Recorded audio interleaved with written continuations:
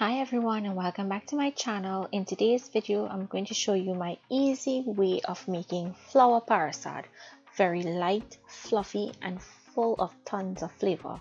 So to make this, we're going to start in our saucepan and we're going to add in milk. I like using full cream, but if you wanted to use evaporated, feel free to. In goes some light brown sugar, or you can use granulated, 1 cinnamon stick and some freshly grated nutmeg. We're going to give this a mix, and once the sugar has been dissolved, we're going to leave it on our stove. Let it stay on a low heat to keep warm. Next, in a heavy bottom pan, I'm going to add in ghee. Once the ghee has been melted, we're going to go in with flour. Now I'm using all flour for this, but if you wanted to use 1 part flour to 1 part cream of wheat, feel free to. All goes in at once. We're going to start to mix the flour and patch the flour. I don't like patching my flour in a dry pot. I always like patching it with the ghee. It gives it a really better flavor, and I don't like a brown parsad, hence the reason why I do it this way. Now I went in with a little extra ghee because the first set of ghee was not enough. You can tell that the flour needs some more ghee. So I put in that extra ghee, and I will list all of the measurements in the description box for you all. We're going to give that a mix. Start to let that flour absorb the ghee, and it's all going to come together. This is what it should look like once it has enough ghee in it. If your flour is dry, you're going to have to add more ghee until you get this consistency. So I'm going to patch this in here until it feels very light and the color will change slightly. So after about 30 minutes, this is what it's going to look like. You can tell the heavy consistency to this light, airy consistency. That's what you're looking for. So once you get it to this consistency, now it's time to add in our raisins and our fresh ginger. If you wanted to omit the ginger, you can. I'm also adding in some cardamom or elychee powder, and we're going to give that a good mix. And cardamom or elychee powder, you can find it from the Caribbean Flavors brand. We're going to mix this in here until the raisins are plump. It should take about 5 minutes. And once they're nice and plump, add in your milk a little at a time and mix. You'll notice how the flour is going to start to absorb that milk.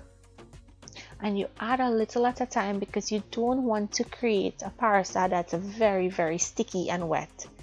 So mix and add, and you'll notice it will absorb that milk. Now if your flour stops absorbing the milk and you see it starts to look sticky, don't add any more milk.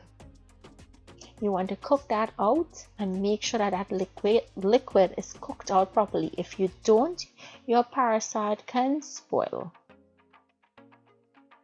So you see how I'm using that cutting motion? That is what gets the parsad fluffy. So I'm adding in some more milk, and I'll continue to mix. And if I didn't mention, I do have my heat on a medium-high for this. You want, when you're adding that milk in, your heat must be on a medium-high.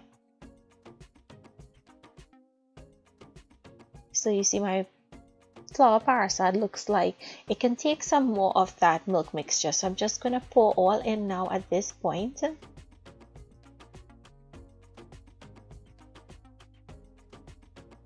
And I'm going to continue to mix, and you'll see how it will be absorbed, and it's going to be the perfect consistency.